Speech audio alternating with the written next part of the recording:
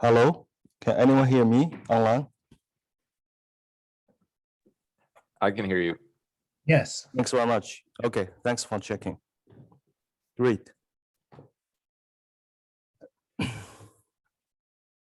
Okay, so let me start. First, I would like to thank the organizer for the invitation. I'm here. I'm very glad to be here to talk about my recent works on effective field theory operator construction. And this talk is mostly based on the collaboration in the ITP CS group. So including postdoc and students, and Minglei and Xiao and Haolin Li will also present after my talk. Okay, so here's the outline. Oh, it cannot move. I don't know why. Sorry for the issue. Yeah. Okay, good. Thanks. Okay, so here's the outline. So first, after introduction, I will introduce the operator Y basis and P basis and J basis, and then summarize. So we know that HC is proving the TeV scale physics, but not yet find any new particles. So if we do the new physics with a new particle, so standard model effective field theory provide a systematical parametrization of all possible new physics. So since 1979, Weinberg wrote down the first dimension 5 operator. It has been 40 years. So during the 40 years, dimension 5, dimension 6, and dimension 7 operators has been written down and receive more and more attention in the field. Now we are already in the post-IHC Run 2 era. So do we need to write down more higher dimensional operators? The answer is yes. Let us take the one example. So although we don't have any new particles found, we already have evidences of new physics. The first evidence is neutrino mass and also the band asymmetry, which means baryon and or lepton number violation. So here's a figure, delta L and delta B, and shown in the figure, and we can see that neutrino-less double decay appears at least dimension 5, 7, 9, and N bar oscillation appears at least dimension 9, and also proton exotic decay, 3-bar decay appears at least dimension 9. So to study those processes, we need to write down the higher dimensional operators. And the Hilbert series already count the number of independent operators in SMAFT up to dimension 15. So we already have, as I said, we already have dimension 5, dimension 6, 7. The number of operators for one generation is less than 100. And for dimension 8 and dimension 9, so there are around 900 and 600 for one generation, so which is far more than dimension 5, 6, and 7. So given number of independent operators, it does not mean we know explicit form of the operators. So the main difficulties comes from two issues. One is derivative, another is repeat field. So for the derivative, one example is that BWHH dagger D square. Hilbert series tell us there are only two independent operators. But if you naively write down operators, you will get 30. So which two should we pick up? Another example of the repeated field is simply just QQQL. So we know that for 3 generations, there are 57 operators from Hilbert series. However, if you naively write down 3 generation operators, the Wilson coefficient will be around 300. So what fluid relations should we impose to get independent operators? Those are non-trivial issues in writing down the operator. Let us look at the operator closely and to see, so what kind of constraints should we impose to write down the operators? So let us start from the effective operator contributing to the muon-Z-2. Recently, the muon-Z-2 already received a lot of attention because of the anomaly. So at leading dimension 6 operators, there are two independent operators we already know. So let us look at the first one for this W contribution. So it should satisfy gauge invariance because all the SU2, the gauge tensor product should give us the gauge singlet representation. And also, it should also satisfy the Lorentz invariance. And if we have this Lorentz invariance, we will see that will give us the singlet result. So basically, that's 2 constraints.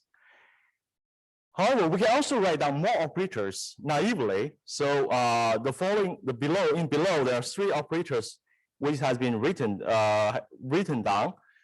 But the first one does not satisfy the gauge invariance, and the second and the third one are redundant. They can be eliminated through either equation motion, integration by part, and current derivative commutator. Although it's non-trivial a task, but you can still do it.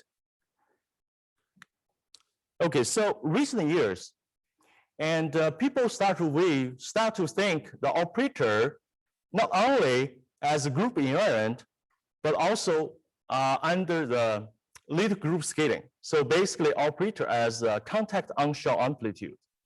In this way, so you get more information than just the group invariant. And still take this as example. So we can write it as a lambda theta, and also the bracket form. And up to now, so all the stripped contact term basis for all 4-point amplitude has been written down recently as this Christmas tree. And so let us look at the 3 operators. Last page we naively write down. So using onshore language, so all the 3 particle massless amplitude except the F cube vanish at onshore. So we can directly see all of these 3 operators are redundant. Okay, so however, currently the onshore amplitude method still cannot surpass more than 4 particle contact onshore amplitude systematically. So let us look at dimension 8 SMAFT operators as example. So here's a table that organized by the number of particles and also the helicities. So if you look at the green dash line, so in this green dash line, all the operators have 4 particles. So, but there are more operators have particle number greater than 5. So onshore method cannot give a systematical construction on this. Let us still take the Z-2 example. So Z-2 at dimension 8, we also have new operators. We can construct the dimension 8 operator naively from the dimension 6 operator and by adding h dagger h or adding d squared. So this is h dagger h is simple. but D square is not so simple. Okay, so there are many ways to adding two D's here. So you can see that naively you can write down 30 operators for this dimension 8 operator with two D's. And let us massage those operators a little bit and to see, can we get further information from these operators we are written down, so we know definitely it will be redundant. Many of those will be redundant. Okay, so we know that each field is belong to SL2C irreducible representation. We can write any operators with explicit spinor indices. And here is one example that it is in the for the dimension 8 or for this dimension 8 operator, which is D psi and D phi acting one to fermion, one to scalar. So the task will be how to obtain independent operator with derivatives systematically. Okay, so let us look at this D psi. D psi have three indices. We can organize these three indices into anti-symmetric between those indices and symmetric between the indices. So in another way to say, so this is basically the representation tensor product decomposition. So basically 2/2 for D, and then psi 1/2 0 is decomposed into 0 1/2, 1 1/2, and SL2C group. So we can see that this one is just the equation motion. We can take the highest weight of it. And similarly, so for the scalar, so we see that we can decompose it into the anti-symmetric part and the indices and the symmetric part of it. So basically it's just the 0 0 1 0 and 0 1 1 1. 1 1 is totally symmetric for the indices. So for all others, this one just eliminated by the equation motion, and this two just the current derivative commutator. So basically we can only take the last one, which is the highest weight. So if we have more and more if we have higher and higher derivatives, so basically we can only take the highest weight and eliminate all the lower weight. And basically, so equation motion and current derivative commutator and branch identity are all removed by taking the highest weight. And the highest weight basically means that we only take the totally symmetric spin indices. Okay, so after this treatment, so we have all the operators can be written with the totally symmetric spin indices, and with the epsilon theta contraction to the field, to the indices to get the operator. So we observe that this epsilon and epsilon theta have the transformation and the product group of SL2C and cross SUN. N is the number of the particles in the operator. So its transformation can be written like epsilon, this transformation, epsilon theta transformation, and the Young diagram can be written here as in the tensor product group. Okay, so the task will be simple. So we just group all the fundamental blocks in the Young diagram together and decompose into different irreducible representations. This sounds simple, but to do this systematically, so this is still not easy because you don't know how many epsilons, which is n, how many epsilon theta, which is represented use n theta. So in the product group. Okay, so but there's some simplification. So if we take these two blocks together, tensor product, we see that it can have 3 different representations, but the last 2 can be removed by the shortened identity or fused identity, we can see. So basically that's the product rule will be simple, will be just this kind of block, just simply glue these 2 together. And if we have n epsilons, that will be also simple. Just n, just put it together, and which removes the short entity. Similar for the n tutor. And for this 2, and finally we get this 2 with 2 Young diagrams with tensor product. And furthermore, we can see that these 2 can be simply putting together, and putting together get to the final target Young diagram. And all other combinations will also be removed, because we can see that all other Young diagrams, final Young diagrams, will contain epsilon alpha I, epsilon tilde alpha I dot, and sum over I, which is exactly the total derivative for the operator. So basically, in this way, so all other Young diagrams are just the total derivative, or we can see the integration by part.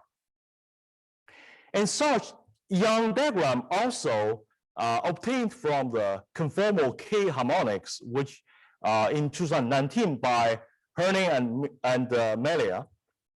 But different here, so we obtained this Young diagram using the epsilon tensor transformation, and there's no need for this conformal symmetry. Okay, so after we obtain the Young diagram, so if we want to get the Lorentz structure, we need to fill the Young diagram to get a Young table. So here we invent a new Young diagram filling procedure, which is given the number of the particles, and also given the helicity, and also the given derivatives, we can we develop a systematical filling procedure, and to get to the final semi-standard Young table. And during the procedure, the fork condition between Young diagrams will remove the ABP or the short identity redundancy. And the Young table method, it's automatically guaranteeing independence, and filling in all the semi-standard Young table also guaranteeing the completeness. So basically, we get a basis, an independent and complete basis. And in this new filling method, so any operator could be converted to this basis. And let us still take this G-2 dimension 8 operator example. So we can see that we have n and n tilde. So n tilde is 1 and n is 3. So we can have this box Young diagram, and with there are only 2 fillings. So we can see that we can easily see that among 30 operators, we can easily get the two independent operator, which can be written using epsilon and epsilon tilde, and using operator. And furthermore, it can be written using the onshore amplitude. Okay, so we can, if we want to write down the dimension 8 Lorentz structure, so we need to have all the filling, all the Young table, Young diagram, and Young table filling. So we still use that, organize it using number of particles and also helicities. We can see that although there are many classes of the dimension 8 operator, but there are only few Young diagrams. And a different filling will correspond to different operator. For example, using this as an example, so we can see that this one have 4 class of operators corresponding to the one single Young diagram. Okay, so the first example is still this G-2 division 8 operator. We already see it, but differently, the same Young diagram we can write down BWH dagger D square, and the same Young diagram is here, but because of a different helicity, the filling will be different. So there are still two different filling. So that means there are two Lorentz structure, independent Lorentz structure, but the Lorentz structure are very different from the upper one, Z-2 operators. Okay, so up to now, let us compare the traditional method and this new method for this BWHH dagger D square. And we know that in the traditional method, so naively you can write down 30 operators, which is the gauge and Lorentz invariance. And you have to use repeatedly use equation motion to eliminate it to be 7. And then you need to use integration by part repeatedly and to get it to be 2. So you need the whole procedure. But in our method, so basically what you really need is just how many particles in the operator and what kind of helicity for this operator and how many Ds. That's it. And then you just do the Young diagram filling and how many you will get to. So that's much easier because there's no need for the equation motion relations and no need for the integration by part. Okay, so after we get to the Lorentz structure, so for the gauge structure, it should be easier than the Lorentz structure because we don't need deal with those derivatives. And however, there's still some caveat. And let us take example for dimension 6 for fermion operators. For the bare number conserving operators, we know that from Wasa basis, we know that there are 25 operators. However, in the past, the Bunch-Muller and Wheeler and Rule 29, there are 5 redundant operators through the first identity in the group, and also there's still 1 missing. So that means if you naively write down the gauge structure, it's easy to miss some Lorentz structure and also have some redundant operators through the first identity. So the question still will be how to obtain independent and complete gauge structure systematically. So we still use the Young table method because it's guaranteeing the independent and completeness. Still take the G-2 dimension 8 operator example. So we already see this one, adding the D square. The Lorentz structure is very simple. Just have one Lorentz structure because we already know that there are two Lorentz structure but one gauge structure. And how about another one? Because another one by adding H dagger H, right? So except this, is there any other operators except this H dagger H? So we invent a little group Richardson method at Young table level because typically a little Richardson rule is at Young diagram level.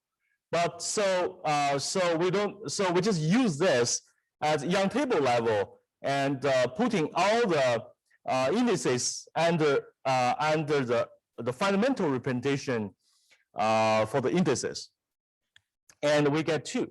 So basically, we will find another one other than just adding H dagger H, basically the last one. So we can find there are for these operators. So there are 2 independent gauge structure.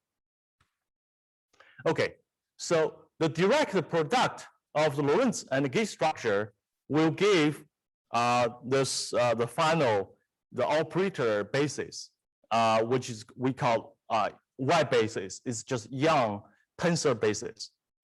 And the first example is D square, the G-2 D square, which have 2 Lorentz structure and 1 gauge structure. So we have 2. So, and for this one, so we have 1 Lorentz structure and 2 gauge structure, we still get 2. So for each type of operator, it will form a linear operator space. And the complete side of dimension 8 operator forms a block diagonal linear space. There are still some caveats or saying difficulty when writing down all the dimension 8 operators, because when there are repeat field. So the Y bases need to be reorganized if repeat field appears. For example, this one, because there's three Ds, three red-handed D. So in this case, we can first use the previous method I introduced. We can write down 4 Lorentz structure and writing 2 gauge structure. So in total, there will be 8 independent operators. And because of the repeat field, you need to reorganize it by the symmetry group, because there are 3 repeat field. Basically, this is S3. So S3 S3 group representation. So for the details, I want to refer to Hao-Lin Li's talk for all the detailed discussion for the repeat field. And but the bottom line is that, so we get the flavor basis. Finally, we get the flavor basis from the Young tensor basis. So they are related by the linear transformation, and the P basis is organized using the symmetric group. So you can see they belong to different symmetric group. So finally, we solve the flavor issue for the operator. So Hao-Lin will give you a more detailed discussion on this point. Okay, so now, we have the optimized the procedure to get the final operators, and we can write down the operators up to basically dimension 8 operators and the dimension 9 operators for the SPEFT. And furthermore, we also write down the low energy EFT, the high dimension operators up to the dimension 8 and also dimension 9.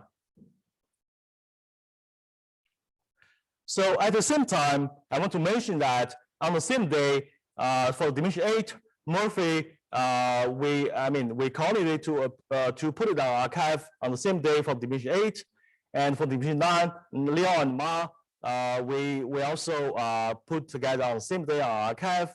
So Murphy will introduce a dimension 8 operator in a different way, I think in the traditional way. And okay, so our procedure can be applied to any EFT with Lorentz invariance and any gauge symmetries. For example, SU5, left-right symmetric model, which have SU2 cross SU2 cross U1. And also dark matter EFT, stereo-neutrino EFT, gravity EFT, and so on. And so basically, so if we write down all the EFTs, so because IHC is proving those TeV higher and higher scale, can we get UV? So basically from those IR operators, can we get any information on the UV? So we can analyze the possible UV resonances of the effector operator by studying different kind of topology of the effector operators at a tree level or loop level. So we develop a new basis, which is a J-basis operator, to tackle this kind of problem. For example, let me just take a simple example here. Just this is LLHH. Basically, this is dimension 5 operator. And for all this operator, so we can see that if we use partial wave expansion on different channel, because there are two particles, so there are 2 different channels, two different topologies, LL to HH and LH to LH. So we can use J basis and get that the resonance should be J equals 0. So we don't assume this is scalar, but we can get this is just a scalar. So there's no assumption, but we get it. And similarly, we can get the gauge structure from the gauge group product, which is we can see that this scalar should be SU2 triplet or SU2 singlet. So, but SU2 singlet has been eliminated because of 2 Higgs are repeat field. If we only have 1 Higgs, so basically, the only possibility is just the SU2 triplet, which is a type 2 seesaw.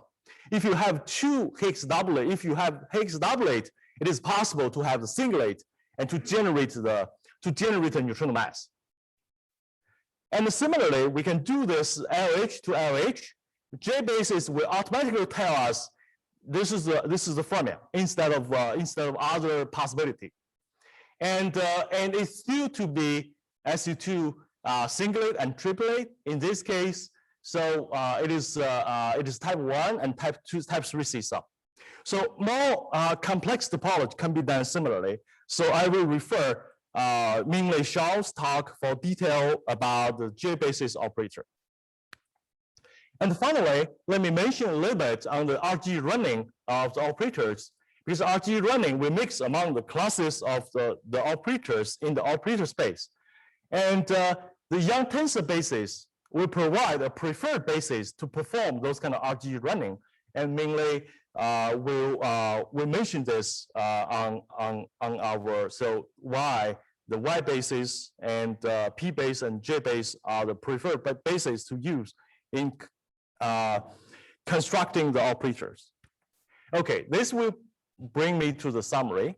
So I have two take-home messages. First is that, so we know that Hilbert series can count all the operators, and on-shell EFT method can tell us the operators up to four field, and our Young tensor method can apply to write down any operators to any mass dimension. And this is through this unified construction and Lorentz and gauge and also flavor structure all by Young table, which guarantee the independence and completeness. And this is for any generic EFT with Lorentz invariance and any gauge symmetry. Thanks very much.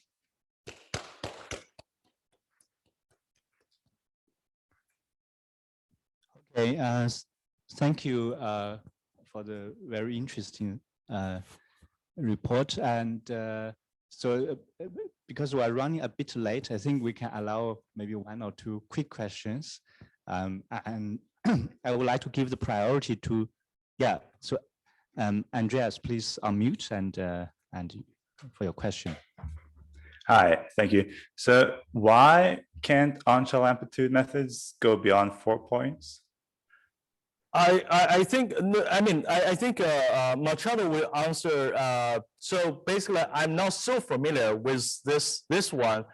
So my statement is just based on their paper on the. Let me go back to that slides, and yeah. Let me first go back to the slides. Okay, so basically, I'm not qualified to answer this question, and I think Machado will discuss this later. So later today, and basically, to my understanding is that the moment, because basically, so the on-shell method basically cannot systematically deal with the IBP. So there are many kind of like momentum relations, STU relations. For 4 particle is easier because it's just STU relations. And for more than 4 particle, there are also new type of relations appear, which is not easy to handle. So so basically, I think they can write down case by case the more than 4-point amplitude, but there. As far as I understand, there's no systematical way to construct up to 5 or 6-point amplitude. I mean, maybe I can make a comment on this. Can you hear me? Thanks. I mean, I would actually say that the on-shell method and what you're describing are exactly the same thing. There's no difference between the two. It's just that you're presenting this Young tableau approach, which is a sort of systematic way of straight away constructing what is on the shell, but I mean, there's no difference. So you are actually manifesting the momentum conservation, the momentum conservation constraint, and this is maybe a bit more clear. I mean, you mentioned that Brian and I went about this, thinking about this from using full symmetry, but this is maybe more manifest there because what you're doing is you're arranging these young tableaus, are organizing things into conformal primaries and conformal descendants, and the descendants explicitly have a factor of total momentum there. So that's really underlying all of this approach that you're talking about. So I think absolutely the same thing. The on-shell method, maybe what you mean is you mean numerically solving in order to implement these momentum conservation relations, but I don't think there's a distinction really. Thanks, Tom. Okay, I think let's thank the speaker again, and we can move to the next. Thank Okay, you. thanks very much. Thanks for listening.